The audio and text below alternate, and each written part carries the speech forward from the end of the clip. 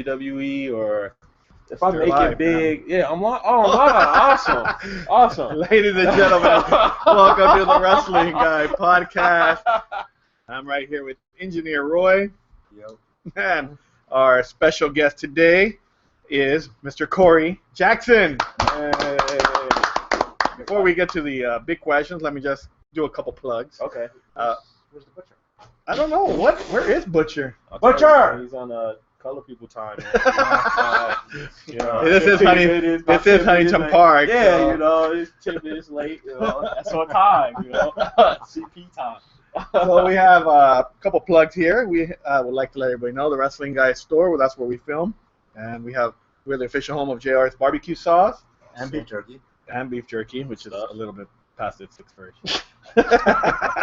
And we're also the official home of Lucha Underground merchandise, and we also have PJ Black's brand new T-shirts, which is right there behind them. We'll show it after the show.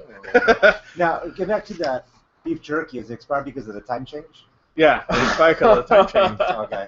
And then also this Saturday, actually, the 19th of March, UIPW has a show right here at 482 North Garfield Avenue in Montebello. Make sure you guys check that out. That starts at 8 p.m. Once again, 482 North Garfield Avenue, Montebello. And for all you kiddies that are listening, right here at the Chamber of Commerce, Mr. Engineer Roy, you get on Saturday, March 19th at 9 a.m., you get to take a picture with the Easter Bunny for free, and you get to watch a free movie featuring Snoopy. not Snoop Dogg. Not Snoop Dogg? Yeah, I wouldn't watch it. You don't watch the Snoop Dogg? No, I don't like Calvin Brothers. Oh, man. He's a little- Anyway, Anyways, back up. first 100 kids that show up to meet the Easter Bunny gets a free basket with candies and toys in it. Oh. So you get to get a free basket. You have any kids? Yeah, I have a 1-year-old son. Oh, you get He to bring loves him. Snoopy. Oh, He loves Snoopy. that's my kind of kid. Loves him. So you get to bring him, and then Awesome. I'll do Gets to that. meet Snoopy. All all right. Well, let's start with Mr. Corey Jackson here. Oh, Thank you for man. coming all the way over here. Thank you for having me. Like I was saying before we got live. This is my first podcast. It's an honor for you guys to even give me an opportunity to even come out here. I mean, I don't have a picture. I'm not really the biggest name yet, but I'm working hard. And for you to entertain this it means a lot to me. I was thinking about this last night, like, yo, like this guy is they really want to hear me speak, and it's awesome what you guys do for the culture and what you guys do for the scene, and I greatly appreciate it. Oh, no, thank Great. you. We appreciate you being here, Yeah. especially making a drive all the way over here. Yeah, 2 hours from San Diego. And then the GPS messed up on you. GPS messed up. I was walking around some, neighborhood, this black guy, and all these kids are like looking at me. They think I'm like a Crip or Blood or something like that. And I'm just a lost dude looking to do a podcast. You were mentioning about this is your first podcast, Yes. and you don't have your face up there. Yeah.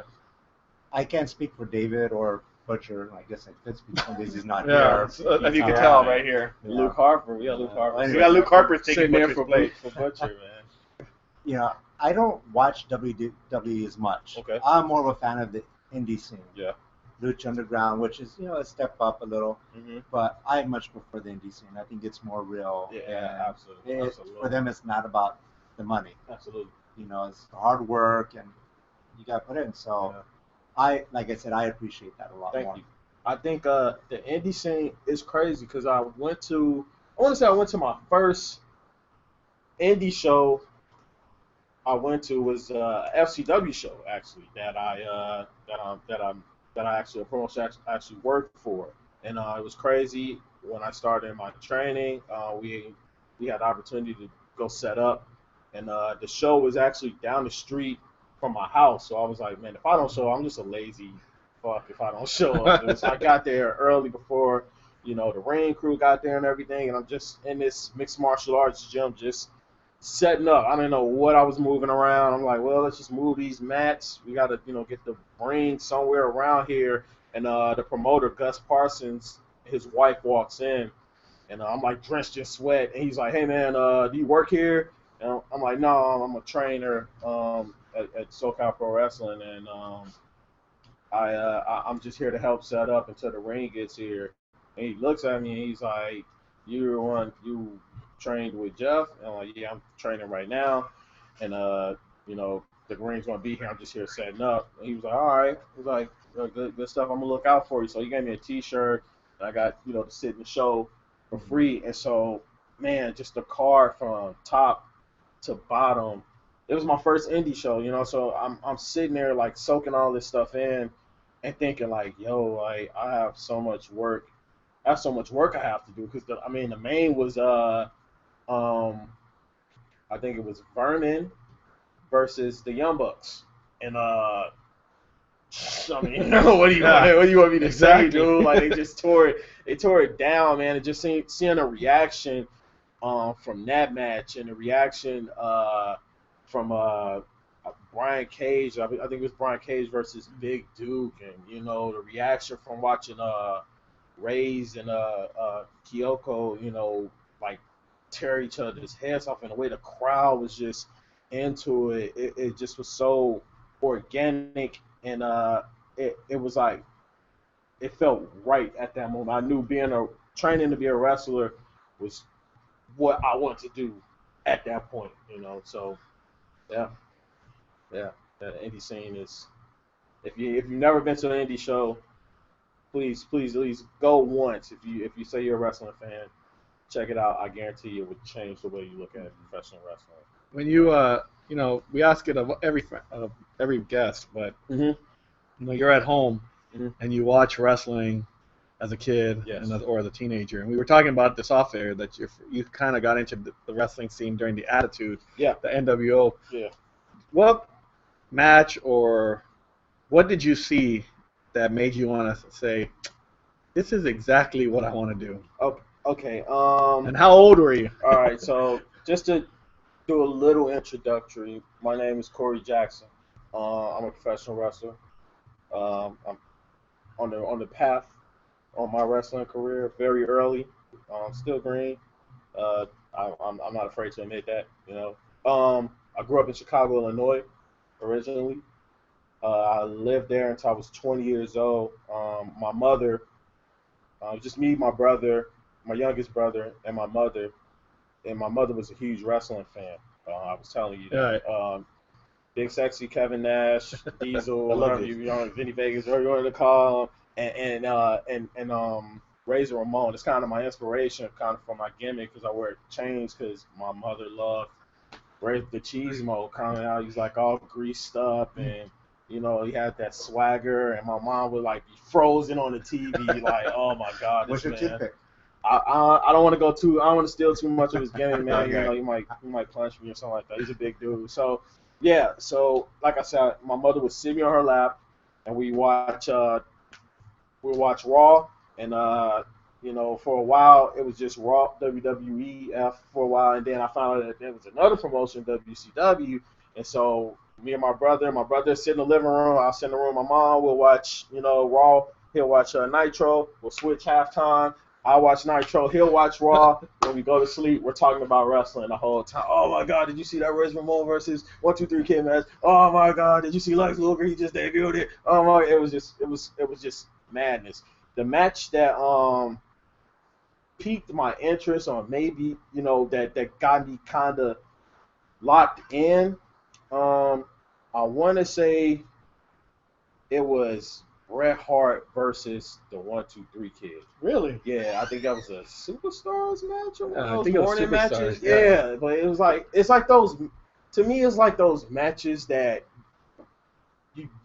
that aren't like the big main ones, the big main storylines, right. Like Shawn and Razor and stuff like that. It was just this match between Bret Hart and the 1-2-3 Kid, and they were just going. It was like this little scrappy dude, fighting Bret the Hitman Hart, and Bret the Hitman Hart is just this, what he just kind of stood for, this dignified, just, superhero. He's like Captain America, Canada, you know what I'm saying? He's just so, like disciplined, and like, man, it was crazy. I remember watching that match. I remember watching, so Bret Hart's giving him some, and next thing you know, the 1-2, I think he like shoots him off into the corner, and the 1-2-3 kid hits him with like a spinning kick, and like knocks him out, dude. Like this big 6'3" dude, this little scrappy dude just pow, and I was like, dude, this is it. Like this is the greatest shit ever, man.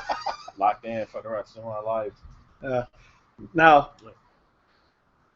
What? I mean, and did you tell your mom you wanted to do this? I never told my mom I wanted to be a wrestler. No way. Never.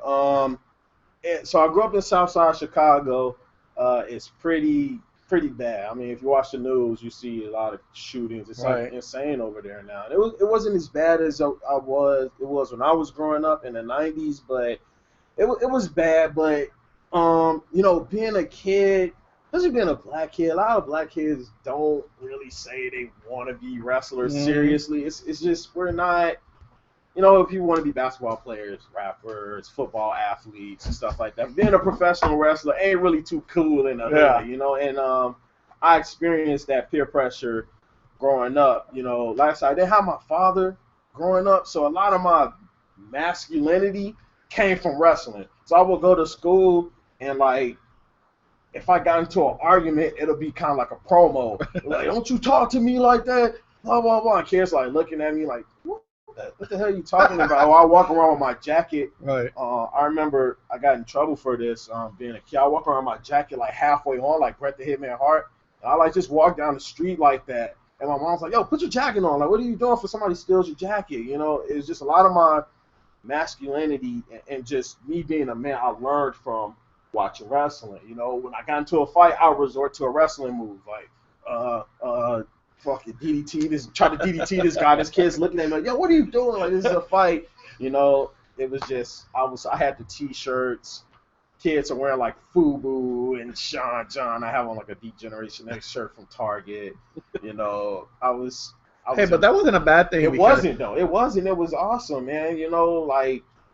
Because that's who I was at school. I was the wrestling nerd. I was the black wrestling nerd, dude. Like, and everybody, I was a target, because kids were like, man, you are such a lame. Like, you still watch that stuff? Oh my god. And then around about high school, that's when it just became too much, man. It's like, dude, I'm a freshman. These seniors are gonna destroy me if they find out I watch wrestling. So I kind of, got out of it for a little while, and then I got back into it. Maybe around, it wasn't long, like my sophomore year. I got right back into it, man, because a thing me and my brother used to do. Well, my brother, he stayed a wrestling fan, and what we used to do, we had the action figures growing up, and in high school I kind of gave them away, but then the games started blowing up, the SmackDown and No Mercy, WrestleMania 2000, NWO Revenge, World Tour. And so, instead of playing with the physical toys, everybody was ordered to playing the games, And so what me and my brother used to do, we used to sit down at night and book matches on the games. So we'll, like, draw up a card, like, who's over? This dude. Let's put the U.S. title on this guy. Wait, I'm going to create this dude. Give me a day. We'll get this creative version of AJ Styles on the game. We'll put AJ Styles on the roster. It was we were just booking matches and just straight up wrestling nerds. So I really, really got back into it. And probably about my senior year of high school is when I, was searching for a wrestling school. And Chicago didn't really have a lot. I think maybe the main one was maybe Steel Dome, Maine, where CM Punk trained that. That was like way out of the way from where I lived at. And I didn't have a vehicle. Nobody in my house had a car. So there was no way I was getting out there unless I got on a bus and took a 2-hour drive on public transportation. And I used to call up there like a creeper. I'll call up there like, hey man, I'm thinking about, what do I need to learn to be a wrestler? And it'll be like some random dude like, man, I don't know, man. Like, why don't you just come up here? And I hang up the phone real quick. I remember one time I called FCW down in Florida, the WWE developmental, and I called up there. And I'm like, hey, man, I'm thinking about becoming a professional wrestler. What do I need to learn? And they're just like, I think you need to have strong legs. I'm like, all right, go strong legs, cool. I hang up the phone, so I used to hang up when they used to catch me on the 976. Yeah, it was. I never told anybody in my house this is what I wanted to do, and didn't really figure it out until I moved out to San Diego, and I joined the Navy out of Chicago, um, still active, uh, and I started looking at schools. So the first school I saw was SoCal Pro Wrestling, and for about 2 years I was back and forth on it. Like I'll check their YouTube videos and watch their shows, and I'm just like, can I do it? I can't do it.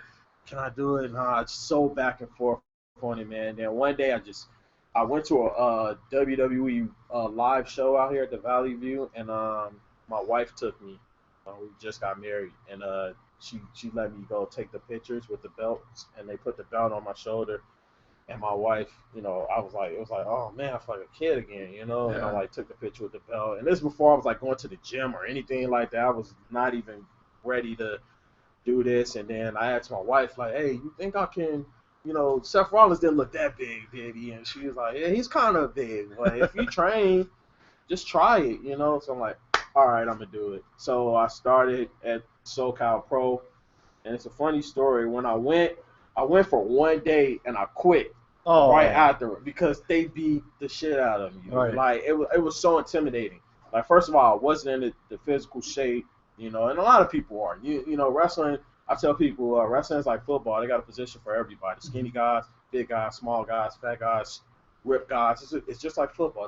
It's a spot for everybody. You just have to find that spot, get it, and own it. And you see guys like Eli Everfly, little Danny Limelight, little guys. They're just boom, boom, boom, boom. And then you see giant guys. Brian Cage doing 619s and stuff like that. So get in where you fit in. You just gotta really want it. So I got there, and it was just like bumping. Like the first day, just bump, back bump, and rolling. And like my neck was like seized up on the drive home from Escondido. And I was just like, nah, man, I ain't got it in me for this, And so I got depressed for a while. Right. Because I'm sitting at home, and it was just like, man, the one thing I kind of really loved, man, like, I quit. I fucking quit, dude. Like, it's no excuse. Nobody made me quit. Nobody forced me out. It was all me. Like, I gave up, And so my wife, we were expecting our first child at the time. And I was sitting on my couch. I was watching NXT. This maybe like a couple months had passed, and some of the guys that I was training with had already debuted, so I was way behind. And I just was sitting on my house, and I was just drunk. I was like drinking Hennessy or something. I watching NXT. I'm like, oh, I could take that guy. I could have took that guy. just soaking in my misery. And I gained weight again. I was like 240 pounds. I was just sitting there, and my wife, she's blowing up with this baby, and I started really thinking about life. They say when you have children, it changes the way you think about everything. Mm-hmm. And I thought, like, man, what if that was my son that quit? What if he came to me and said, Dad, I don't want to be a wrestler anymore. It's too tough. Can't do it. So, like, what am I supposed to tell him? What I'm saying? Am I supposed to just say, like, all right, you quit, or like, it that's when it hit me, And then I'm just sitting there watching NXT, and I'm just like, man, like, this dude was just on the Indies a couple months ago, like Daniel Bryan. You look at guys like Daniel Bryan, who's wrestled for nothing for years, and he just did it because he loved it. I'm pretty sure he thought about quitting, but it's just something there, like wrestling. I think for people who really do this job, wrestling is like a calling. Like it's something that calls you. Either you fall into it and you just be good at it, but like the special wrestlers, they're like called to do it, and that's all they think about. Like Daniel Bryan, this is all he thought about. And for me, a large part of my life, this is all I thought about. Like I couldn't escape being a wrestler. And when I went back to think of those things, I thought about different points in my life where wrestling was just somewhere in the corner around there. I remember my first deployment when I went to I'm in Cambodia. I'm in the Navy, my first year in the Navy. You go to Cambodia, third world country, poor kids everywhere, no shoes. Some of them never seen black people before. It was weird. They're like coming up to me, like touching me and stuff, like touching my hair. I'm like, oh man, you guys, like, what are you doing? So I have my iPod with me. Some of them never even seen an iPod before. Wow. So I'm at this orphanage, and we're painting this orphanage, and it's hot as hell, and it sucks. And the kids, they're looking at this wire going in my ear, and they're like, what's that? What's that? And I'm like, oh, this is an iPod, and they're like, whoa, what does this do? So on my iPod, I had like my music. I had some wrestling matches on there that I burned off, and some porno and stuff like that because it's deployment, so far away from home, gotta do what you gotta do. So that's probably what Butcher's doing. Yeah, right you now. never know. CB time, man. See, he's missing pieces. So I asked the kids, so what do you guys do out here? And kind of find these kids, they live at the school all day, they go to school all day, and they don't have a TV, they don't have anything. And I asked them about American culture, what do you guys know about America? And the only two things they can tell me were Michael Jackson and John Cena. It was the weirdest shit ever. And that's when I became a John Cena fan. Cause I was one of those guys like, fuck, he's garbage, man. They're shoving them down our throat. All the way in Cambodia. Michael Jackson, John Cena. So the one you have to stay away from and the one you can't, see. Exactly. The one you can't see and the one you got to thank you and the one you got to stay away from. And just to think all the way in Cambodia that John Cena has an influence on a kid's life was just off the chain. Man. Yeah. So, it was just something that. And then I remember being 16, not 16, around about college, after high school. So my homeboy, I think I might have told you this story. Maybe I have told somebody this story. But so out of high school, everybody's getting ready to go to college, and I was a horrible student, CDF student, like straight up. Really? Like, I did not. No homework. F that shit. I go to school, show up, play basketball. Try to talk to some chicks and just pass the time, man. So I was a horrible student. All my homeboys are going off to college, and they're having these trunk parties, which pretty much, you give them items to send them off for their freshman year, like toiletries. Also, not a Donald Trump. Not a Donald Trump. It's called a trunk party. It's pretty much you get this trunk, and you just people come and they give you toiletries, so you don't have to buy anything your first year because you're a freshman, you're broke as hell. So my homeboy's sitting in this, we're sitting in his backyard, and the party was whack. And my homeboy's actually a wrestler now. He wrestles in the Midwest. Oh, okay. It's kind of weird. Like, we're both wrestlers now. And so, actually, Sam Knight trains him. Sam Knight has a promotion out there in the Midwest. So it's like a small circle. That's what I'm learning. And so, we're sitting in his backyard, and we're like, man, this party is so whack. It ain't no chicks over here. It's just a bunch of dudes sitting in the backyard, And so, next thing you know, like, we're just sitting there bored to death, and Diamond Dallas Page walks in the backyard with a 40-ounce in his hand. Like, straight up with my homeboy's father. Like, Diamond Dallas Page. This is like before DDP Yoga and all that stuff, so he was still kind of, jacked up and stuff. And I'm like, wait a minute, dude. Like, bro, you know who that is? And my homie was like, yo, that's DDP, man. So we go up to him, and he's like 6'7", big white dude, on the south side of Chicago in the hood, and like all these gangbangers are like outside, like, yo, blood, that's Diamond Dallas Page, like it that's was when all the wrestling fans that were in the closet come out of the they closet. all came out, man. I'm talking about like hard gangbangers who like dirty looking, yo, man. That's the one time that you were DDP. whack for liking Yes, it. they all like DDP like ended the gang violence in Chicago for like 40 minutes, man. Just being there. It was like he was like the president like came or something. He's like sitting there, we're asking him all these questions. Hey, DDP, how you feel about Randy Orton still in your wrestling, still in your move and stuff like that? And he took pictures with us and gave us diamond cutters, man. And like I said, like every time, just to bring this full circle, every time that I tried to escape being a wrestling fan or wanting to wrestling not to be a part of my life, somewhere it was just there, man. It's meant to be. It is, man. And sometimes you just have to. It is. I'm gonna say it, even though we might have some atheists. But sometimes, I always say this: when God wants you to do something, He's gonna make sure to give you the signs. Yeah, it's something burning bush. Like it's there. You just gotta look at it. Yeah. You just walk past it all the time. And if you ignore it, then you're. Exactly. Ed, this pizza's for you. We thought of you when we ordered pizza. Man, I'm trying to trade and stuff like that. Man. That's all right. You could cheat one day. Yeah, you're right. You're absolutely right. It's healthy pizza. It's got you vegetables. I want to have stuff in my mouth while I'm talking. But I did notice you're a sociology major. Yes, I am, man. So somebody from a CDF that's weird. decided to go into sociology. I don't know why. I picked sociology because it's like the one major where there's like not really a right or wrong answer. It's kind of how I look at life.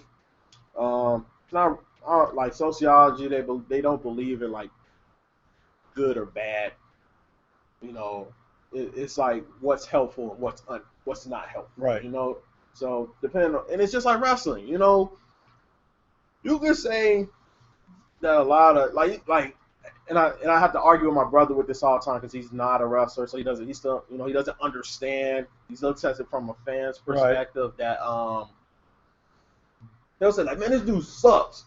And I was like, yo, man, like you don't know that guy. Like you don't have a clue how much it takes to play into a match, how much it takes to train for him to even get to that level. Like, so you gotta be careful when you say people suck. You might not like it, but there's somebody out there that's that guy's biggest fan somewhere, you know? So like, yeah, just like, you know, there's some bad wrestling out there, don't get me wrong. I've had a bunch of bad matches myself, you know, but it's all subject, you know, and that's how I kind of view life, man. You know, life is it all depends on how you're looking at it. They say you have to understand in order to be understood, you know. So that's now, was one of those bad matches against the Butcher? No, I want to get the Butcher. I beat David Swift. Butcher with a no-show, man. He's Normally, I don't give him crap, but he's not here. So. Yeah. Well, you're talking about being a wrestling nerd and all that. Mm-hmm. You know, but you married? You got yes. married? Yeah, I did get married. I did get married. When she found out you were a wrestling nerd. So my wife, she it was actually like into the marriage that she found out. She just called me watching it one day and she was like, ew, you watch this stuff? And I was like, yeah, this is awesome. Like, sit down, come watch it. I'll teach you some stuff about it, you know. And she'll sit there and watch and ask me questions and stuff like that. But what got her hooked was Total Divas. That was like, thank God for WWE for creating that show because that got my wife off my back and, you know, part of the culture. And she just wanted to go to the shows so she could see the Bella Twins and stuff like that. Like I said, like her birthday is the same day as the Bella Twins' birthday, so it's kind of weird, you know. But yeah, man, she loves it. She went to my first match, you know. I remember my first like training when I went back to train. And how she was like, I was like a little kid, you know, like explaining it to her, like, yo, man, like I got to hit the ropes, and then I got to do a up and over. You're like, man, I got to work a match, I got my ass kicked, you know. It was like she saw the look and the excitement in my face, you know, just something that she, you know, never really seen me passionate about, something like that, and she wanted to go every time there's a show out here. She's like, oh, you want to go to the show? Like, let's go, you know. So she saw my first match and she was like frightened. I took my son to the matches, you know. He loves it. My son never cheers for me though. Like when I come out, my son, he never claps. Like he claps for everybody else. I could be wrestling everybody else. My son's like, oh man, I come out, he's like, oh man, I see you every day. Yeah, not you, dude. How old is he? He's one. He'll be two in June. So you know, I would think that he would clap for me because I'm the guy he knows, but he's just like, nah, man, you need to do some more work. You need to get a little more polished, man, and maybe I'll. He's a tough critic, man. How, you know, when you go to the indie shows and you see these guys like you did the first time, and now you're working with them? Yeah. I mean, does it kind of take you back, like, damn, I can't believe I'm actually doing this? It's still surreal to me, man. Like sometimes I get so nervous in the back when I'm getting dressed, you know, because it's so many. You're afraid to get heat with anybody. You don't want to disrespect anybody, right. And it's like, especially like you know, it's surreal. You know, it's like, man, like I'm in a lock, like, because some of these guys I was just watching on YouTube. You know, maybe 3-4 years ago, I was looking at Joey Ryan like having a match, and next thing you know, I'm like sitting right next to him. You know, and I have a crazy Joey Ryan story. So that same FCW show, that was my first match. I was training, and you know, it's rule. You come in, you set up, you break down, you pay your dues. So I'm setting up the merchandise table for the guys to come in and put their merchandise in. Joey Ryan, I'm like taking out garbage, and I see Joey Ryan like walking in. I'm like, yo, that's Joey Ryan. It's crazy. So, what I did was I took out like $100 out of my account, and I went to each wrestler, and I bought a T-shirt. Wow. And I did that because I I wanted to introduce myself. And I didn't want to be like a creeper and like, hey man, I'm a wrestler, you know, I'm trying to be a rep, you know, but I wanted to introduce myself and, you know, I wanted to ask them for advice. But it's a thing of you don't want to be an asshole, you know what I'm saying? You don't want to ask for advice and don't give anything back or don't even use the advice or go out there and, you know, stink up the joint and have the drizzling shits after some vet and talk to you for 30 minutes about what you need to do. Right. And so I bought a shirt from every guy, and I like introduced myself. Hey, my name's Corey. I'm trying to become a wrestler. Is there anything you could teach me or anything you could tell me that can help me? You know, all of them. You know, yeah, kid, blah blah blah blah blah. Thank you, man. You know, I really appreciate you. Like that's something I've never really see guys do ever. You know, and so I get to Joey Ryan, right, and I'm like, I'm fucking tensing up and shit, dude. Cause I'm a big fan of Joey Ryan. I really like his work. I really like his view on wrestling. Right. You know, like he's not afraid to he's not afraid to go out there and make a joke of himself, man. I think that's the thing with wrestling. We take ourselves way too serious. That was a big problem when I first started. So I was like, oh man, I want to be like Daniel Bryan. I want to be like a shooter. I want to I want to be like Chris Benoit. I want to wear a tape kick pass, and I want to have to be a cool guy. And you gotta understand that came organically for Daniel Bryan. Right. Like that didn't happen like the first day he went out there. He just went out there, and the crowd got to know him that way, and that's just who he is. Me, I'm not like a hard ass dude, you know. So for me, I couldn't believe that character. And with Joey Ryan, when I watch his work, and I do some studying and stuff like that, it's like, you know, William Regal said, like if you go out there and you're a hard ass, you know what I'm saying, you don't lighten up and you're not afraid to go out there and take yourself seriously, you'll never make it in this business. Like you'll be out the door like just like that, man. And that was a big downfall that I had when I first came in because I wanted to be so respected for, you know, working hard and putting in good quality that I just wasn't even having fun the first couple of matches that I had. And William Regal is my favorite wrestler of all time, so that is like gospel to me. And once I figured that out, wrestling started becoming a little bit easier. You know, once I figured like I'll go out there and you know get embarrassed and do something funny to make people laugh because we're all just here having a good time. But back to the Joey Ryan, I went all off. So okay. The Joey Ryan thing. So I have this $20 bill. I go to Joey Ryan. I'm like, how you doing, sir? My name is Corey. I'm training to be a wrestler. Is there any advice you can give me or anything, you know? And he's like focused on his phone and stuff like that. And he's like, okay, well, what shirt you want?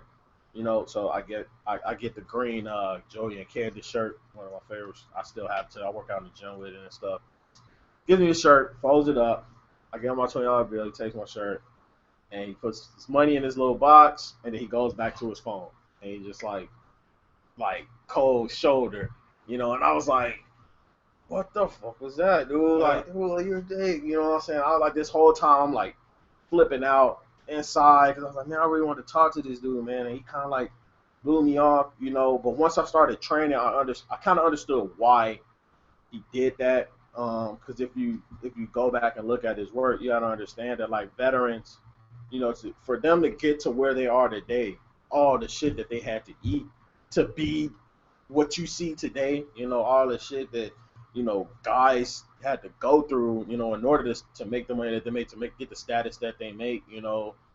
Like Joey Ryan at one point, he got booed, you know, people try to shit on him, you know what I'm saying, and constantly. And so yeah, you know, that's fucked up. So but for veterans to give you their knowledge though, that's a sacred thing for a veteran to pull you to the side and say, hey kid, I saw your match, you know, you need to do this, instead of some kid saying, hey sir, can you give me some advice, because I know you have all of it, you know. Fast forward, my last FCW show, Joey Ryan's there this time. I'm on the card this time. Right. So I go up and I see Joey Ryan there, and I'm like, you know what? I'm gonna approach this motherfucker again, you know. So I go to Joey Ryan. I'm like, hey sir, how you doing? My name is Corey Jackson. We shake hands, you know, do what we're supposed to do. And I was telling him about that story, and he kind of did it again, you know, like just folding his shirt. He's like, okay, okay, man, all right, thank you. And I'm like, all right, let me just walk away because this now look creepy now at this point, you know. So I go out, have my match. After I have my match, I head to the back. He stops me. He's like, "You did a good job." I walk in the back, and I'm like, yes. You know what I'm saying? Like that meant The Daniel world. Bryan moment Yeah, came man, out. you know, veterans, veterans, just like the military, like we gotta look out for them, man. You know, we gotta protect them. Like they are the gatekeepers. They, you know, and their words matter. You know, sometimes I don't know if veterans. I don't know if they forget, man. They're like, yo, like to a green guy, like your words really mean a lot, man. Like it really means a lot. And even after the show, when we were getting ready to leave, he stopped me again. And he was talking to me, saying like he was telling me some things that I was doing wrong, and he was telling me a lot of things that he saw and told me to stick with it. You know, it's tough, and I didn't mean I don't want you to think I was blowing you off. You know, little I know he was gonna propose that night. Yeah. You know, so he probably had 1,000 things going through his mind. His match, merchandise, probably his next book, and he has to propose like, and then a shit kid fucking coming asking me for advice. So yeah, man, he's one of the best at what he does, man. So now when you're SCW, I mean, you've done OCCW. Yes, OCCW, FCW, UEW. I'm there too. I want to work everywhere, you know. Are you amazed how fast you're getting to work yeah, so many different promotions? Yeah, it's a blessing, you know, because not a lot of people get that opportunity, especially a lot of good guys too, you know. But at first it was a bad thing because when I was at SoCal Pro, I ended up leaving SoCal Pro, and it wasn't their decision. They didn't kick me out or nothing like that. I kind of buried myself, like doing some rookie shit. Like, yeah, man, and it wasn't their decision. It wasn't, you know, and they've talked to me and say, hey, man, you can come back if you want. But in my heart, honestly, I feel like right now I don't really deserve to come back. Like, I want to go out there and show you that I'm eating my crow, I'm learning this, and when the time is right, I'll be back there, you know, and I'll be back there paying my dues again, you know, like, because I'm not beyond that, and because I learned so much there, man, so many great guys there. But so I was getting booked, but I wasn't training regularly, and that's a bad thing. You know, you don't want to be going out there. You know, in my heart, I knew it was a bad thing, but when promoters give me an opportunity, you know, I just didn't want to, you know, say no, I'm not going. You know, I mean, the time to go out there and roll around, you know, any opportunity you can get, you don't want to turn that down, you know. So I was going out there working. There was a lot of times where I was like wrestling matches. I was like, man, I am rusty. I'm so rusty. I got a lot of bad habits that I'm picking up, and that's where now I'm training at Santino Brothers. I just started there, and they're like, it's like they break you down and build you back up. Right. You know what I'm saying? Like Joey Chaos he's like a drill instructor, man. It's like being in the Navy boot camp all over again. Right. You know, you come in, you're like a fucking new guy. Like I told them, you know, that I'm a working talent. You know, I just need a new place to train for right now. I want to learn some new things. And they were like, okay, we'll see. And they threw me in a ring, ran some drills. They're like, all right, you're good, but keep coming back. You know, so every Saturday morning, I wake up at 6 o'clock in the morning, get in my car, drive down to Santino Brothers. Get there about 8:45, train there from 9 to 12, get my car, drive back down San Diego, get there about 2, 3, you know. You can probably stop by here afterwards. I should stop by. Now that I know where this place is, and it's not in the neighborhood that I was walking around. But the thing, like a lot of guys were telling me to, check out Santino's, check out what we're doing over there, and, I mean, their reputation is, awesome. Look at the talent that they spit out, and, I wanted to kind of measure myself and, see if I really belong, and I'm learning a lot about myself every time I go there, so it's awesome. Now, before we started the show, we kind of we touched on Freak Show. Oh, yeah, for sure. Now, would you be interested in performing there? Would you prefer being more of a spectator and watching it? I would like to perform there. I'm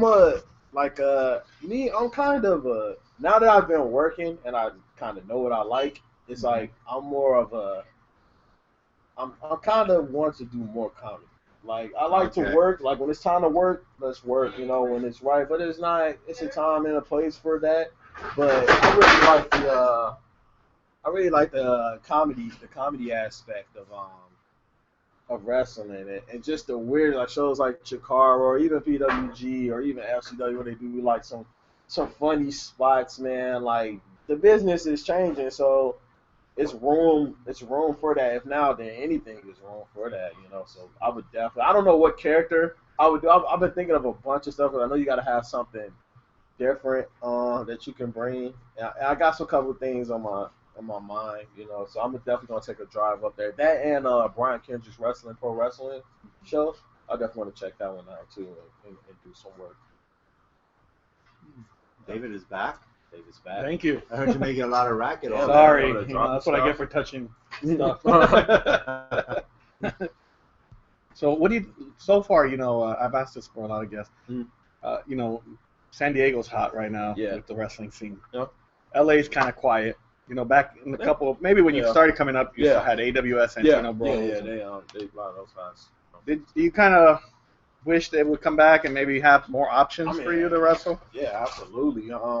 I used to watch a lot of the Santino Bros shows and definitely the AWS shows. I mean, they awesome cards. You know, I mean, the more promotions there are, the more opportunity that there's guys to work, and there's more, you know, options for people to see. You know, I think it's good that you have like, you know, FCW, and you got PWG, and it's kind of hard to get in those shows because those tickets sell out real fast. And you know, so you'll have AWS, and you'll have, you know, Santino Bros, and you'll have you know, SoCal Pro, and you'll have, you know, FCW, OCCW, because I think wrestling is a lot of just, like I said, it's like the subject. You know, people like UEW want to see some hardcore.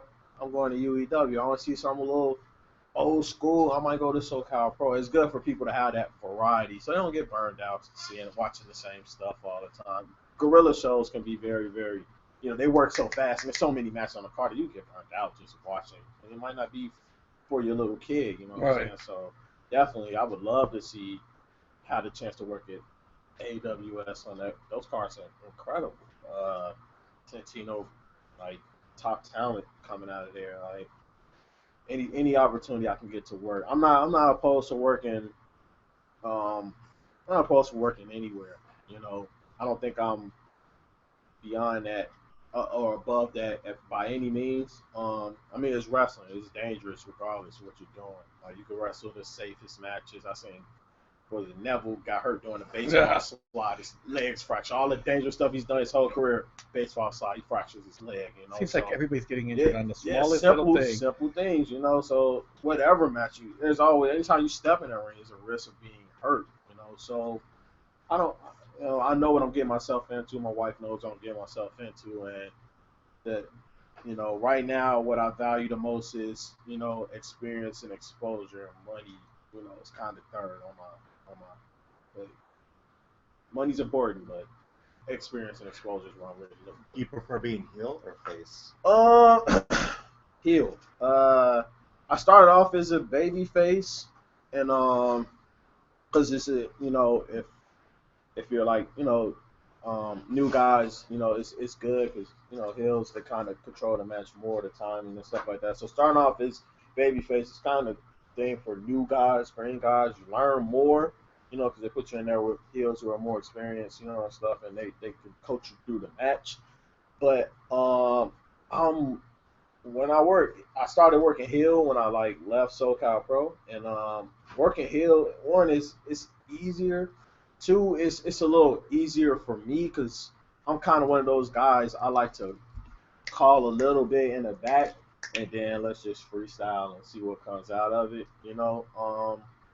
So yeah, definitely heel. It's a lot funner too. I like making fun of the crowd and teasing people and calling people names and stuff like that. Especially at UEW, like where they try to be so mean and stuff like that. You mean you're not a fan of the Front Row Mafia? Oh, I love those guys. I love them.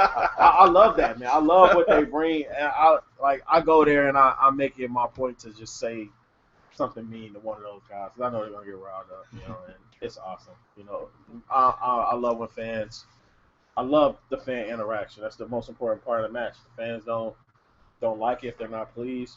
It's the shit. You can go out there and put on Benoit versus Guerrero. Right. Fans don't care. It's OCCW, Yes. you were and still are, right?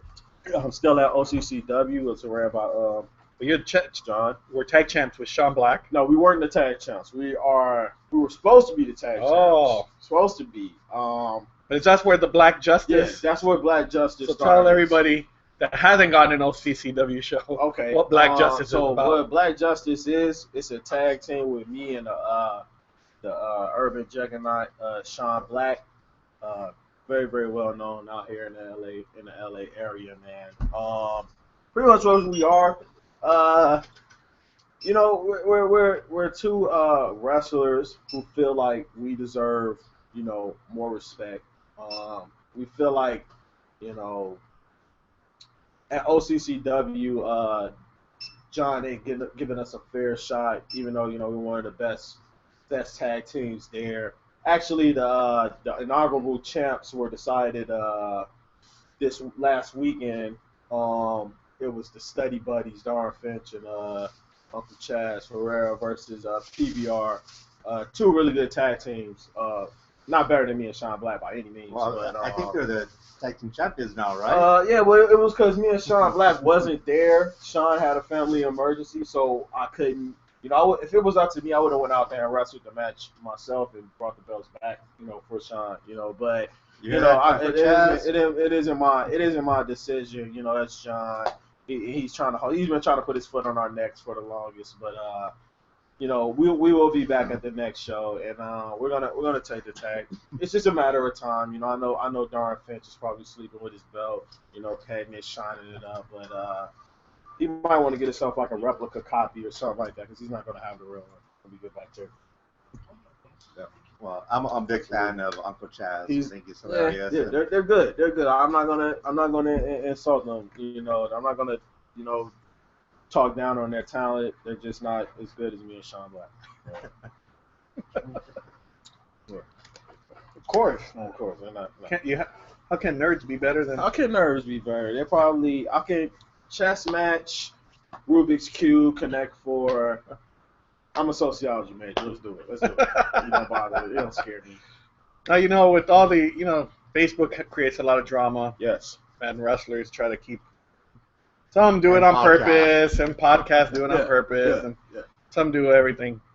What do you think about all that, the drama that, you know, that's bringing heat to yourself or exposure? Think it depends on why you're doing it. If you're doing it to, like, just flat out insult somebody, man, like, you really need to grow up.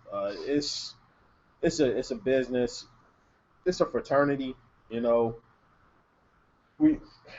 I've seen some egregious stuff on Facebook that people post. I'm like, why would you post that, man? Why would you say that about another dude? You know what I'm saying? Like, and I will hope that, you know, they're in character or whatnot. But if you're just going out there just posting just ignorant stuff, man, and you know, you make all us look bad when you're doing it. You know, it's just fans don't know what to think, especially if you know, coming from the same schools and stuff like that. Like, if you guys are on the same team, like, why are you doing this? Going back and forth with the fans, you know, it's just respect, man. You gotta have respect who you're talking to.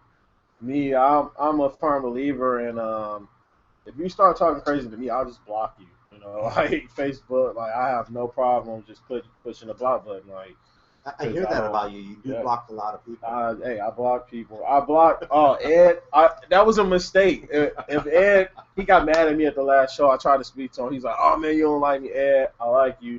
You're an awesome dude." Just not on Facebook. You know, just no. What happened was, I don't know what happened, because he's my friend and I think my finger slipped or some shit like that. And I sent him a request back. He sneezed. I sneezed, and you know, so yeah, please don't take it personal. You know, it's not personal, But for people who do take it personal and people who do have a problem with me, just know that I have no problem blocking you. I have no problem not speaking to you. I will shake your hand when I see you, because that's what we do. But I will not engage in drama. It's too much of that going on out here. It's killing the scene. It's killing our credibility, it's talent, and man, it's wrestling, man. Like, have fun. Like, stop. Like I said, William Regal said, if you take yourself too seriously, you will be out of this business, just like that. So that's something that I live by. I have it saved on my phone. I look at it every time I come across a situation where it's like, I don't like that. Maybe I should do something about that. I look at that picture and I'm like, nah, let it fly, man. No, it's nothing that you could say to pretty much. I've been called worse things, So try your best, man, please. And I'm not beyond critique at all. You got something you need to say to me, hit me up. Just tell me. I'm not beyond that, But when the criticism is, just outright disrespectful, you might get blocked, So don't be surprised. I'm not entertaining that. Now past weekend, you were actually on the UEW card. Yeah. And you were on a great card because it was a great card, man. You had probably one of the biggest main events in SoCal with Hate versus the UEW top 4, which was it was Max X, X, Tornado, who's the ITV champion, Max X, the Hardcore Kamikaze, Rocket Boy, DeMarco Wilson, and it was supposed to be Sean Black, who had a family emergency, my tag team partner.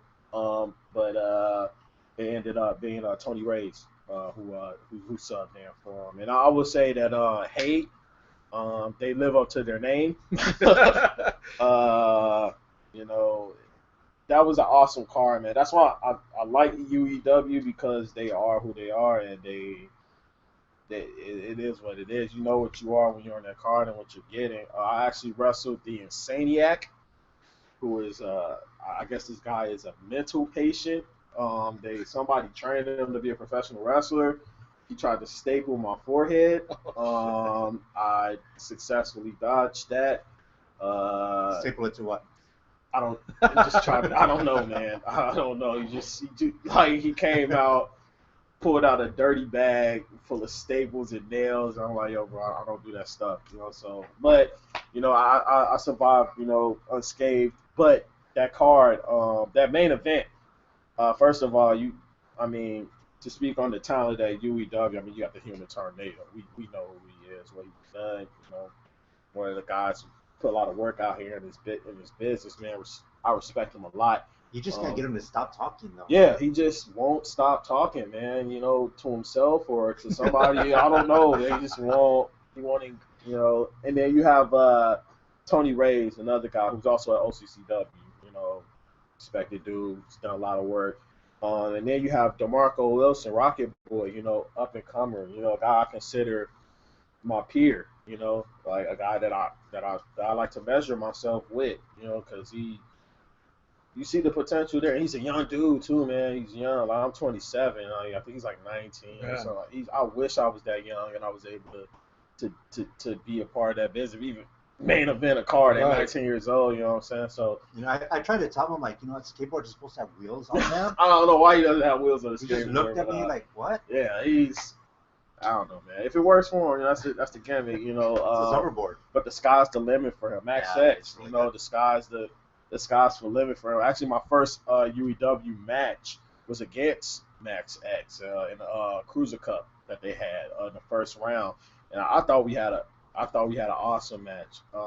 Definitely a guy that I would like to mix it up with again, because I think me and him have really, really like different styles. Like, he's this hardcore dude, and I'm a wrestler. You know what I'm saying? That's how I pride myself on wrestling. So it's like really, really contrast. And I thought the match was dope. And I always enjoy watching that. Yeah, he brings something different. Like I said, wrestling's all about subject. And then you got Hate. You got 4 veterans. 4 veterans. You got, first of all, I've never met Tito Escudino. I didn't know he was that big. That dude is huge. He looks like Tarzan.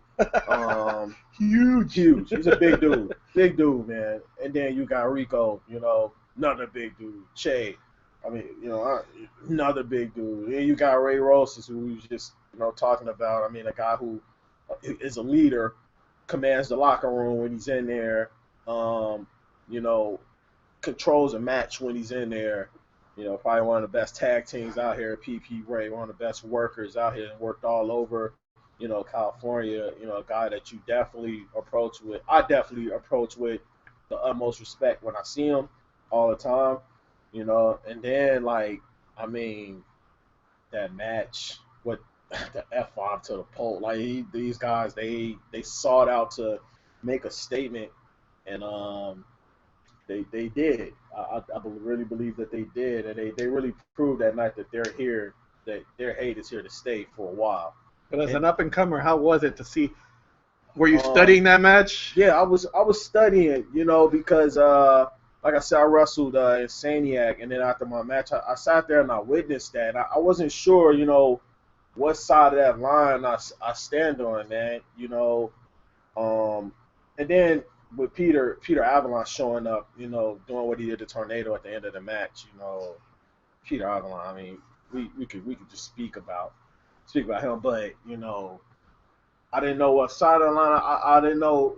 I didn't think, you know, that they. I don't know if, you know, UEW um, brought it as hard as they should, man. And I don't, you know, I'm not like I said, I'm not afraid of anybody. You know, I step in the ring with anybody. You know, so as long as hate doesn't direct their hate my way, um, they cool. You know, but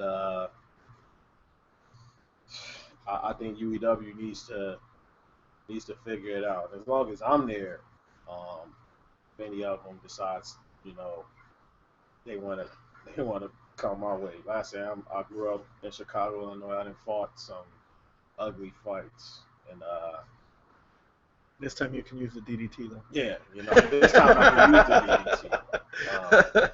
But yeah, man, you know, I mean, the aftermath of the match, and you know, the fans throwing stuff into the ring, and hate, you know, doing what they do.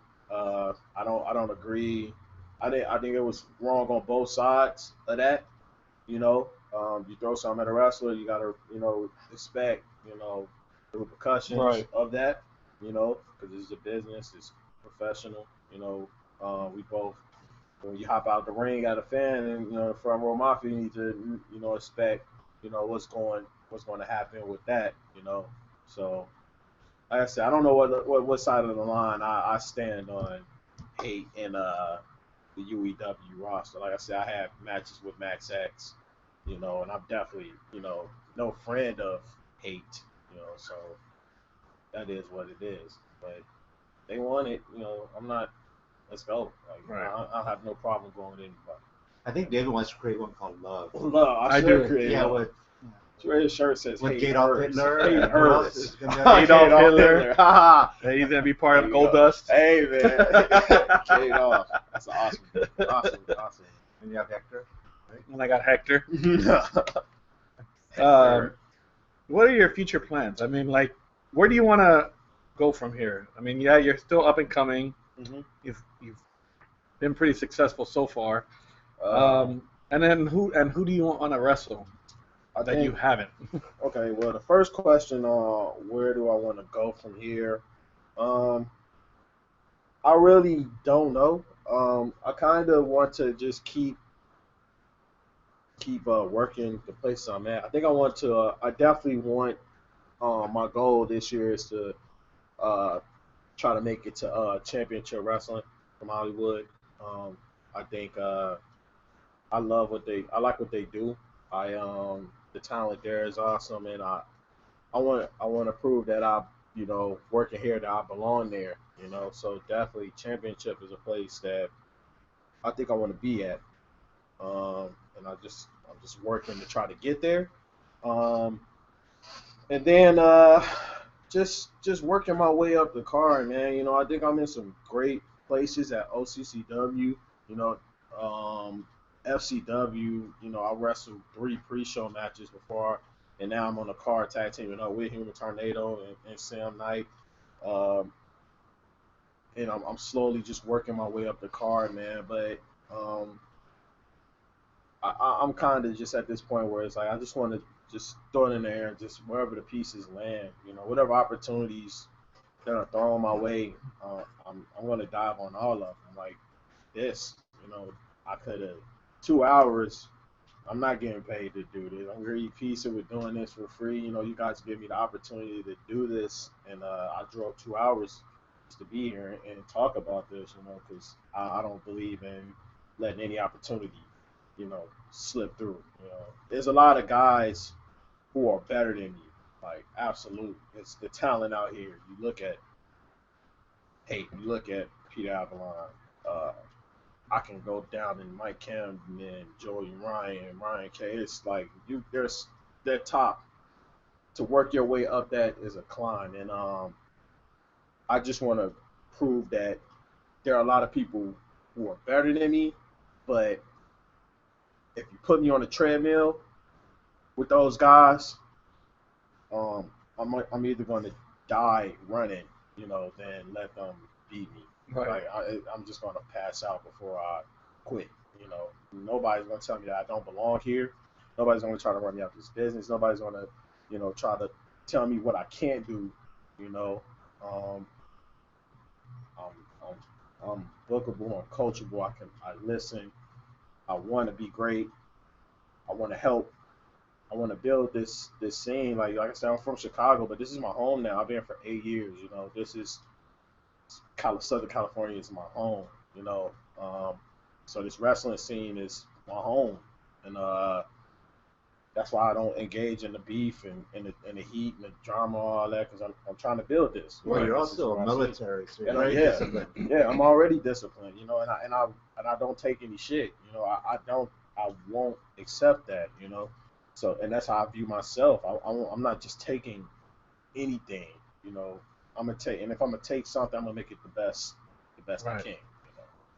Now, other than wrestling, Mm-hmm. what else do you enjoy doing? What else makes you happy? Man, video games. I'm a huge video game nerd. I have a PlayStation. So he's a nerd. He's a nerd. But I'm not a nerd like the study buddies. That's different. They're like the nerds you beat up. I'm like the new age nerds. But yeah, I've been a gamer all my whole life. I've had almost every single wrestling video game that's came out: Fire Pro, World Tour, Revenge, all the SmackDowns, even the ones nobody talks about, Dare Reckoning. If I'm not training, I'm not watching wrestling. If I'm not doing homework, I'm playing a video game or I'm with my son somewhere. Working out is another thing that I've grown to love because in this business you have to be in shape. Well, are you PlayStation, Xbox, I have or both. PC? I have both. Really? PlayStation and Xbox. Okay. Yeah. My wife for Christmas bought me both of them. Wow. Yeah, I don't. She loves you. Yeah, she does. Yeah, man. So, very. yeah, man. Like Very it was supportive. crazy. So now I gotta make it to like WWE or something. I gotta pay her back now, man. Cause jeez. Yeah, but like I'm playing, WWE, 2K 15, 16, or NBA or Madden. I'm a huge gamer. Now, you did mention you played basketball. Yes, I played. Now, did you play sports in school, or was that just like after school?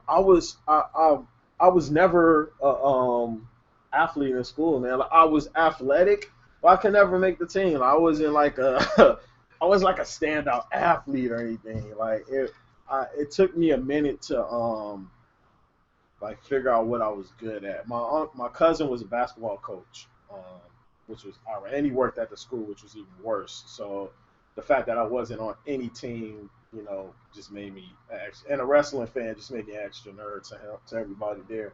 But he used to give me these trophies. Every time he won a trophy, he'd give me a trophy. In my 7th grade year, I'm expecting a trophy, right? And I'm like, yeah, man, you got a trophy. Let me get a trophy. He was like, no, I'm not giving you a trophy. I'm like, what the hell? Dude, you give me a trophy every year. I deserve to have a trophy. Give me a trophy. Come on, man. He's like, nah, you got to go out there and start earning your own trophies. Wow. You got to earn your own shit now. Yeah. You're getting older, and that's a valuable lesson that we need to teach kids, and I I hear you saying on the last couple of podcasts that like people training now are softer, Yeah. you know, and that's a big part of it because we kind of live in a society where it's like, you know, everybody gets a trophy, you know, even if you're 15. It seems like that, right? Yeah, it is. That's how it is. We don't want to hurt anybody's feelings, you know. But the wrestling business is one of those business like, well, if the training don't get you, then on the road's going to get you. Yeah. Some veteran out there is going to get you. So, you better toughen up quick, because you're going to run into somebody who's going to, you know, light you up, you know, and make you really question if you want to be in this business. Like, I'm here, my right knee is swollen, my left foot is like strained or something. I've been limping, and I'm in a small car that my wife, she has my charger, so I can't stretch out, and I drove 2 hours of traffic to be here. You know, And I do want to thank you. We want to Thank thank you for Thank you. driving out Thank here. you. Hey man, podcast. anytime. This is a big moment for me. It might be a big moment for a lot of people, you know, but for me like I said, this is art. Wrestling is art. I can listen to this. If I don't make it anywhere else, I can let my son listen to this. Like, yo, I was on a wrestling podcast. I actually wrestled a couple matches. I never made it that far, but I did it, you know, Right. and that's the most important part of it. It's your dream, and all I can say is that I did it, and I had fun, and that's what life is about. There's so many people who wake up in the morning, they hate their job, they dread getting up in the morning, like they dread it. Oh my God, it's Monday. On Saturdays, when I get ready to train at Santino Brothers, I'm up at 5 o'clock in the morning because I can't wait to get there. Right. I can't wait to go there and be around, you know, Brody King, Douglas, you know, all those guys that they have that you see out here tearing it up. Like, when I have matches, I can't wait to be there. Like, 2 hours before booking, I'm in my house just pacing back and forth. Like, is it time? Should I just go show up now? I don't want to look too early, look weird, or anything like that. But when I'm there, once my match is done, you know, I'm outside watching everybody's match because the fan in me, you know, still loves the sport like I did when I was sitting on my mom's lap. Even the matches that aren't as great, you know, even I'm still watching them because I'm a fan. I'm going to be a fan. Yeah, I'm a wrestler, but at the end of the day, we're all fans. Right. You know what I'm saying? And we You never love stop it. learning. You never. I mean, that's the way it is in life. You never stop learning. Yeah. Absolutely. I mean, I've watched, like I've said on previous podcasts, I've coached baseball, Mhm. and what I would do, in case a lot of people aren't baseball fans probably listening, but when I used to watch ESPN Sunday Night Baseball, Yeah. there was a commentator, which people dislike, but his name was Joe Morgan. Mhm. And Joe Morgan was really good at telling you why, if a team bunted at a certain situation, he would tell you why that team was bunting. So even if I hated the team, which at least the Yankees were playing, Yeah. I would still watch just to hear what he had to say and see what, you know, as a coach, what I could learn from him. And even now, when I umpire baseball, I'll go to the Dodger game or an Angel game, and instead of watching the damn game, I'm watching the umpire and saying, oh, let me learn his mechanics, or let me see how he calls the balls and strikes, and let me see how they do this and do that. So you learn every day something, You learn more from wrestling. how to better by perfect watching, yourself. Yeah. by watching. That's why I heard, you know, coming in, like, yeah, we're gonna learn how to bump, gonna learn how to do all this stuff, but everything you learn is by watching tape, watching it over and over, going out watching matches, working as much as you can. Once you're done working, watching, it's a lot of things that I do to my character I've learned because I've watched somebody either do it right or they do it wrong, Right. and I just take it and I make an experience out of it, and I either add it or I disregard it. Yeah, David just brought up baseball. Sure. You're from Chicago. I'm going to assume you're a Chicago Bulls fan Yes, and a Bears fan. yes. And the What Cubs. about baseball? Cubs. I'm gonna say Cubs. I would say White Sox. I'm a White Sox fan. Wow. And the reason why is because Southsiders are normally White Sox Oh, fans. Northsiders are Cubs fans. So if I see CM Punk or Coca Cabana, I'm going to just disregard them because they're Cubs fans. I'm a White Sox fan. Victoria. Yeah. Victoria's a Cubs fan. Yeah, her too. Have you been to her restaurant? No, I haven't. I haven't. Okay. I heard I think she's there right now. She Yeah. was there last night for Raw. Yeah. Okay. Next I don't time know if she's flying back. next time I'm there, I'm gonna check that place out. Actually, no, she lives in San Diego now. Yes. Oh, okay, she lives out here now. Yes. Oh, she might be your neighbor for all you know. Hey, might be. Hopefully she Nice can to hear one teach of me your something. matches. She was awesome, man. Well, we're hoping she does a couple seminars while she's Okay, here now. yeah, so. man. I would definitely check out the Victoria seminar. She was one of my favorite divas. Oh yeah, she's still hot. She's been here for a couple. She's been here a couple times already. Yeah. Okay. Let me ask you before we get onto a couple of games here, Okay. real quick. Mhm. You mentioned Douglas James. You mentioned Eli Everfly. You Yeah. mentioned Max X. You mentioned Danny Limelight. Mhm. Those guys, great talents. Mhm. I've seen. I've never gotten a chance to see them all in person except James and Eli. Yeah.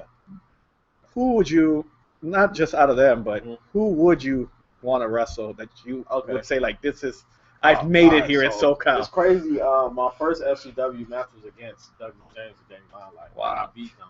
I went over. That's right. You're undefeated, Yeah, right? I'm undefeated at FC. That's why I'm undefeated, man. I'm like the Undertaker of FCW. You know, that's gonna give me so much heat. But yeah, my first match was against Douglas and Danny, and I mean, look at those dudes, man. They shooting up. People that I want to wrestle, man. Definitely B-Boy. He's been very instrumental, and He's considered the Undertaker of He's that's SoCal. what, yeah. He's been. I mean, he's always been kind to me and pulled me to the side when I fuck up, and you know, always been there to say, hey man, it's tough. Pick your head up, you know. Famous B, another guy. Like I said, I remember one time being at a taco shop, just 4:00 in the morning, and this dude was just telling me what I need to do and things that he's done and what he's had to do to get to the top, man, and just being there, just watching this dude scarf down tacos, like, yo, man, you got to do. This is what needs to be done. This is what you have to do, you know. And now just to see them on both of them on Lucha Underground, man, like. That means I keep that there, you know, when I step into the ring. So, it's hard for me to see him at Lucha because he's never gotten, at least to me, he's never had a big head. Yeah. Either one of them. Never, man. They're And so humble. They So come humble, to me man. and they make me feel like I'm part of the crew. Yeah. And all I am is just Yeah. selling merchandise there. But And So a lot of humble, them just man. came Yeah. over when I was helping out. You know, a lot of them came over. Thunder Rosa came Yeah. over as well. just shake your hand. B-Boy makes me feel welcome. Yeah. But Mariachi. famous beat, mariachi, all the time. Yeah. And if you were to fight Mariachi Loco, Yeah. he's gonna go against. Yeah. you. Mariachi, awesome, That's his man. other boy. But famous, Uh, now that I see his commercials on TV, yeah. It's so funny. It's man. hilarious. It's like Yeah. but you see him, and when I talk to him at Lucha, it's hard to believe that he Yeah. actually takes 5 minutes, Yeah. maybe 10 minutes of his time just to come say, hey Dave, how you Yeah. doing? Yada, yada, yada, talk He's- baseball, I mean, do something. His, And his reputation out here is one of respected Santino guy, you know. So definitely famous B-Boy.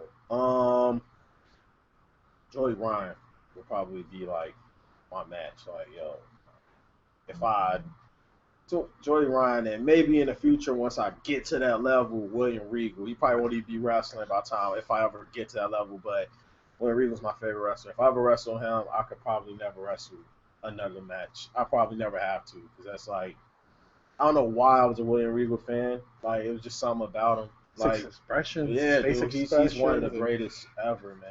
Like my favorite match was that him and Benoit match on Yeah. Velocity. Just on Velocity, man. Like and they just tore it down, you know. So him, Joey Ryan.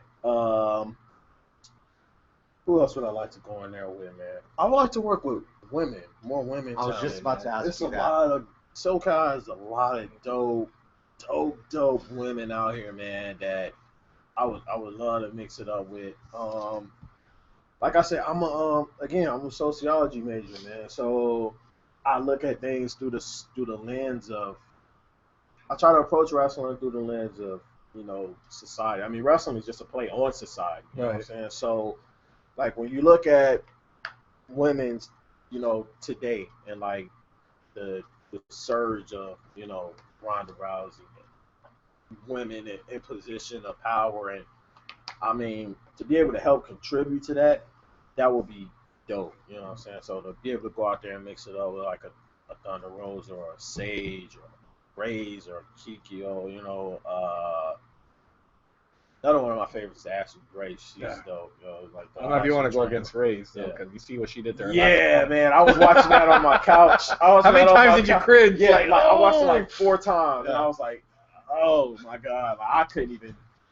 Shout out to Pumpkin Queen's a new champion now. Yeah, Right? the Pumpkin Queen's the new champ. It was a good weekend for the ladies. Yeah, ladies wrestling, man, is so much. There's so much talent out there, man, and they deserve everything that they're getting, man. Everything. So definitely women wrestlers. That's why we need AWS back. Yeah, they pay AWS to show some those put back women on shows, Yes. man. Ladies. You hear that, Bart? Bart, let it bring it back. Who else would I like to go in there with? The Butcher, even though he's not here. Yeah, if he shows up, he might no show the He's match. probably still man, asleep. He's probably asleep. Color people time, Right, man. yeah. So it's like, CP time, man. I could. Don't be Bernie Sanders now. That's I right. mean, who was it that shouted out, "Say black"? It's enough. Who else? Man? I have so many people. Anthony Idol at SoCal Pro Wrestling. He was one of the guys when I first started, really, and to this day, like he really like pulled me to the side because he saw that I wasn't getting a lot of things, and like he kind of understood that like adults learn at a different level than kids learn. You know what I'm saying? I was kind of I'm an adult when I came into this. I didn't have the luxury of being like 19 years old. So a lot of things I was just like I'm trying to look at it through logic and not look at it through wrestling. He was able to help me look at things that way. I actually worked with him before, and I felt like I didn't give him the best match that I could have gave him. So if I ever got the opportunity to work with him again, he's a guy who I think is definitely underrated. He should be on somebody's television because he has a gifted mind for wrestling. Julius Coleman or Judiz at SoCal Pro Wrestling, another dude who really latched to me and saw me when I was coming up, man, and really like checking on me to make sure that I was good. Who else? SoCal Crazy. He's one of my first teachers. Always been kind to me, man. Always doesn't have a bad bone in his body at all, man. He's another one of those dudes that you say like Famous G who sees you and just takes the how time. you doing, man? You know what's going on, you know. Definitely SoCal Crazy. And Mariachi Loco. And Mariachi Loco, another one of those dudes, man. You have a dance off. Are you a dancer? I'm not a dancer. Oh. But I will practice. I will train. That'll be part of my training regimen just to get in there and outdance him or Peter Avalon. I will go toe to toe with any of those dudes in the dance off. Not no punking me for that, you know. But it's so many great guys out here, man, and I really think it's some people I didn't name. Right. There's probably some people, you know, who there's a lot of people who are overlooked, you know. So I really think that, like, you know, you hear a lot of like, oh man, like a lot of guys getting signed out of the East Coast, you know, and things like that, man. But I really think if we really, really stuck together, if we really, really like pulled together, man, and cut out that nonsense and cut out, you know, the drama, support promotions and support your home promotions and stop trying to shit on each other. Like, dude, we can do some, we can. You always hear that the SoCal scene back in 2000 was just incredible. They had Joe and, you know, all these other guys. Right. We can get back. We can be that. Like, we have the people here, the veterans here to do that. So we have no excuse. The only excuse is we're us. Only excuse is us as workers. You know, it's just so many. I can't even name I can't even name the amount of guys that I see. And I'm like, man, I wish I was that. I wish I was even a fraction as good as some of these guys, man. Like, I when I look at them, those guys, I see myself here. And every day I'm going to training because I'm trying to get here at least, you know what I'm saying? But there's so many guys I respect. There's so many guys who, you know, I don't even know if they realize like how good they are. You know, like dude, you don't like if you could sit and watch your match, you know, from my perspective, like you don't realize like how much potential that you have, man. How you know we can Fix it. yeah fix it, man. You know we can fix it. You know, don't sit there and tell me how shitty the SoCal wrestling scene is today. I don't want to hear that. Like I said, I'm in the military. I don't want to hear that shit. That's fucking excuse to me. Like, we had the people here, like, let's not romanticize the issue. Let's romanticize the solution. How do we get there? And so, if you're just going to sit there and fucking just talk about how shitty everybody is and blah, blah, blah, then maybe you're part of the problem. You know what I'm saying? Maybe we need to reevaluate. You need to reevaluate yourself. But I'm honored to even step in the ring. Anytime I'm able to step in the ring with anybody, you know, because not everybody gets the opportunity. We're gonna play a couple games here. Okay, man. Before we wrap up. My trivia. Oh, this one's awful. easy. All right. This one's easy. All right. Here we go. Roy, you can't answer these. Are you a lucha or a WWE guy? I am right now. I am. Put you on the spot. Oh man, I'm never. You got friends in lucha. You might know some people in WWE. I'm never gonna get signed. Right now, to support the scene, I'm a Lucha Underground guy. All right. Because if you look at the way they're redefining the way we watch wrestling. Right. Like, I became a big believer in that wrestling shit. If we're gonna be a show, you know, it's running like a show. If we're gonna be a sport, it's running like a sport. And Lucha Underground, they for lack of a better term, they run it like a show. Right. You know what I'm saying? Like the storylines, the suspense, like it's just so well directed, man. It's like watching like any Rodriguez. It's like watching like Dawn of the Dead or something like that, man. So and just to see them signing guys and giving, like watching Famous B do that, that meant so much to so many people out here, man. Like watching Famous B Cholo tear it down like that, Morrison come out here, like I gotta support the scene. So right now, Lucha Underground, but I'm a big fan of NXT as well, but Lucha Underground is Stone Cold or The Rock? The Rock.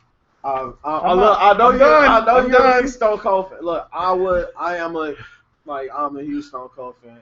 I always I just love The Rock, man. Like that his ability to just come straight off like that, like the promo skills. Like I did a lot of studying in my promos, just watching like hours of Rock promos, and like, but you know, don't get me wrong, like Stone Cold Steve Austin, I listen to his podcast every day. He like drops jewels all the time on wrestling, right? And so no disrespect at all, but I've always been a Rock guy. They'll forgive you for that one. Forgive me, please. Please. The Stone Cold Steve Austin, it's definitely Jake the Snake Roberts at King of the Ring. One of my favorite matches, the Austin 316. That's the best promo. The greatest promo. Me. That one in the ECW promos, the greatest ones ever. All time for me. Sasha Banks or Paige? That will get signed, man. All right, who's hotter? Take my ring off. All right.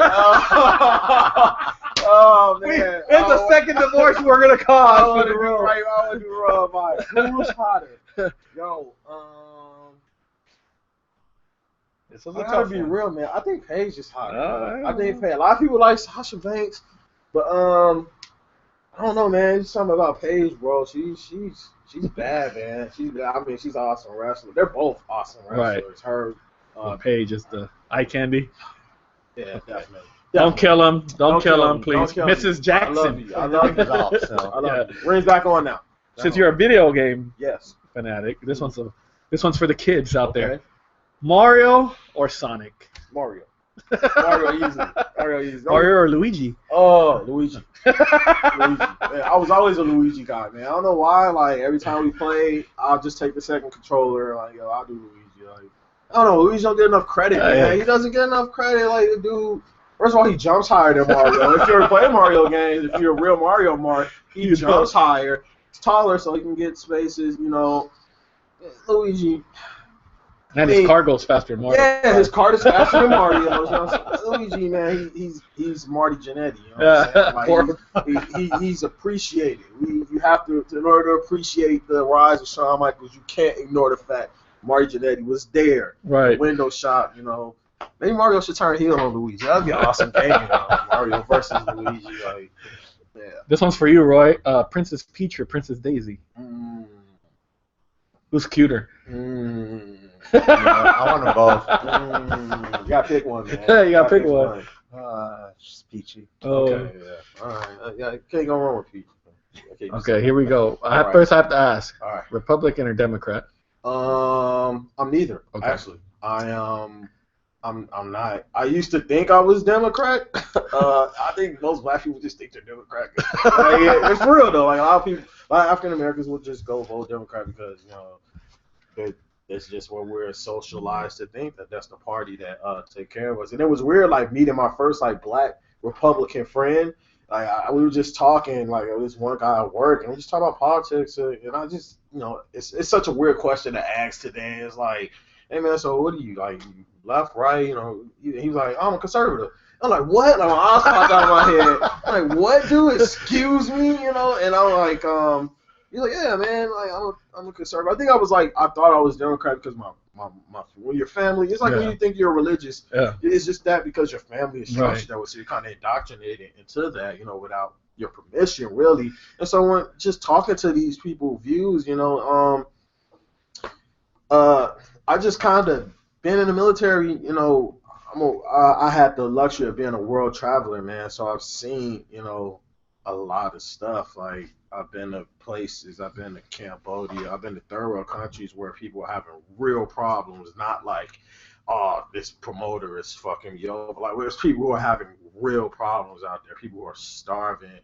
And the only thing that they know about us is Michael Jackson and John Cena. So I think I'm more of a humanitarian, man. Like, I'm more focused on,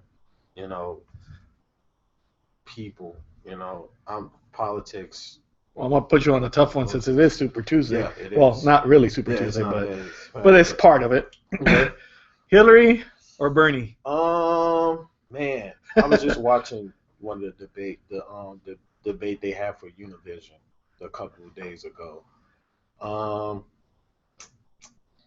If I had to pick one, Bernie Sanders. All right. I pick Bernie Sanders because I'm not gonna be the guy to say, "Oh, I pick Bernie Sanders because he marched with Martin Luther King." I don't want to be that dude. But it's like I was actually watching. This is the reason I started when I really started like turning my head a little way towards Bernie Sanders. Man, he had this one speech that he was giving like in 2001 in Congress, and it was like one person there, dog.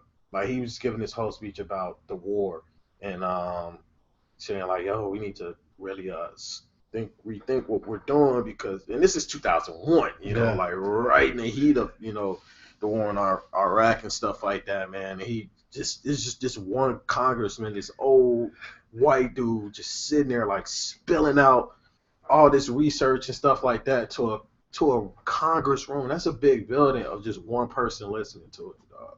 And that it almost kind of like brought a tear to my face. It's like, yo, like nobody wanted to listen to what this guy had to say. Nobody wanted to listen to what he had to say about, what we're doing. And we can see the aftermath of that because the war in Iraq really took a big toll on the military. Like I have friends who didn't come, who came back and just, they were just beat, military just beat America. We were just beat. It was almost 8 years of just war. And don't get me wrong, sometimes war is a necessary thing, and any man who wants peace is going to have to fight for it, but I mean, you just can't. We have to really rethink about sending a guy over there and bringing him home and just giving him a medal, a Purple Heart and some money and saying, all right, you're back to being normal, because it's definitely not that case. Been in the military, I have friends who suffer from PTSD, commit suicide, come back, they're just in the zone, not even the same guy no more, Marines, me myself being on deployment, you never know when it's gonna go down. I've been out there. I've been deployed. I've been out to sea for 88 days straight once, man. Didn't even put into a port. No internet, no nothing.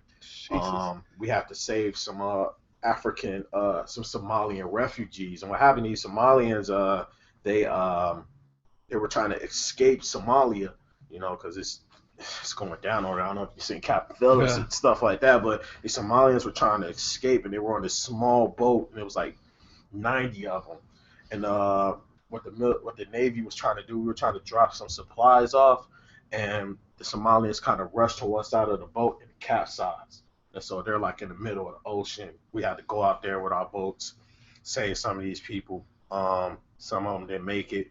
A lot of kids didn't have a family, you know, lost their family, you know, so they were staying on the ship with us. And I really got to like, it just made you think like there's real problems out here, man, you know. So it's, you know, that's why I don't engage in all that beef and stuff like that, because I've seen bigger problems than who hasn't been paid. Yeah, man, like get the hell out of here.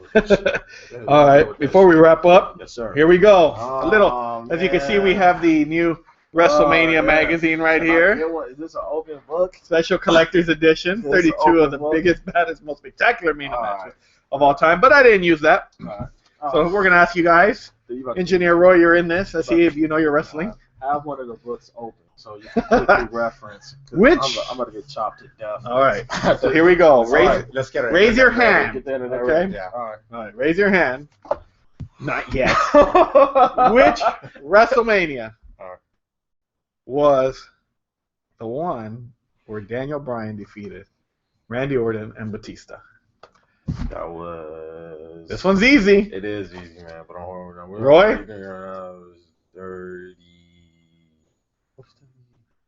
31. All right, what do you say? 30. Roy gets the point. Bing! 31 was. We're on 32? 32. We're on 32 now, right? Yes. All right, so 32 is Roman Reigns and Triple H.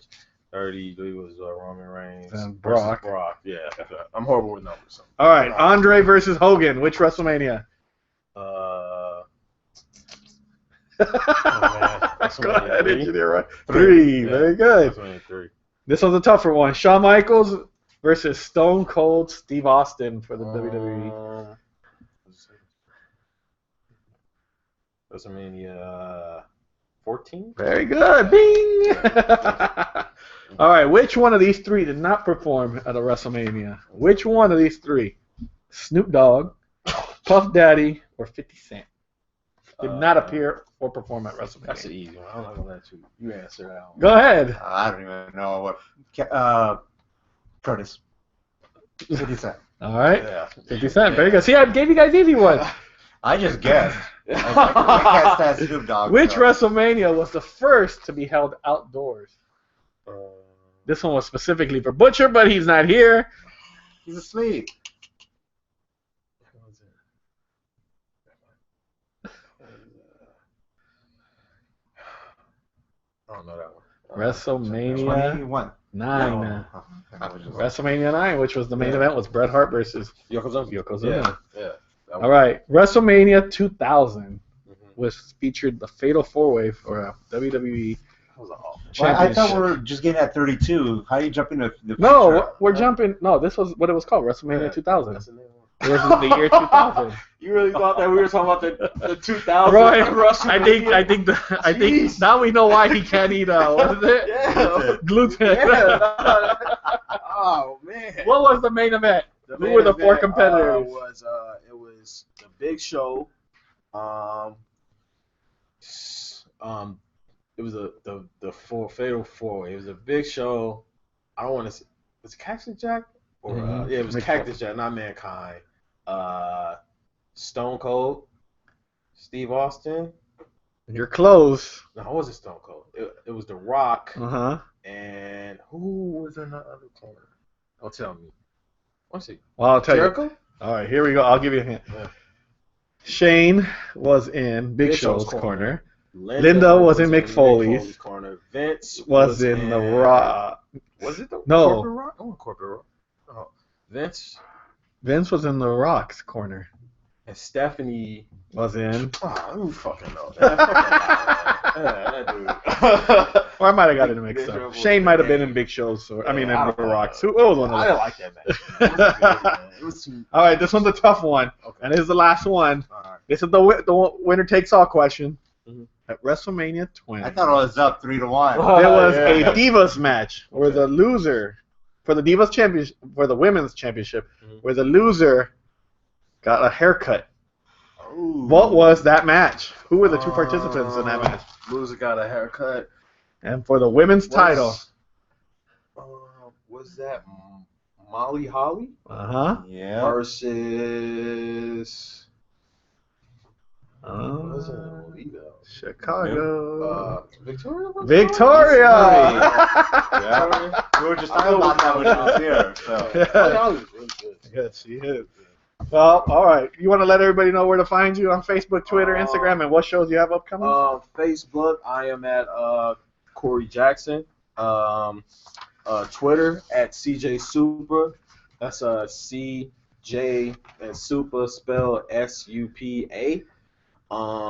And on Instagram, I'm at the Corey Jackson. My email is cjsuperinfo at gmail.com. My upcoming shows, I will be at UEW April 2nd.